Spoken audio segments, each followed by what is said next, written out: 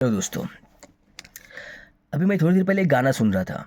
मतलब क्या गाना है वो। उसके लिरिक्स ऐसे लगे जैसे दर्द में डूबा हुआ है।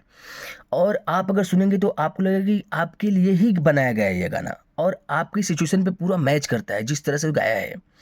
मैं उसकी दो लाइन सुनाना चाहूँगा आपको। आ जाना तू लौट के, मैं दिल तेरे कदमों में रख दूंगा, मैं रोते रोते हग दूं। एक्चुअली ये ऐसा नहीं है, मैं रोते रोते हग दूंगा।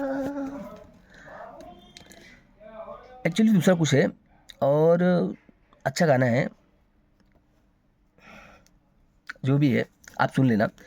इंग्लिश में एक और बहुत ही फेमस मुहावरा है, बंदर न जाने आंगन टेढ़ा।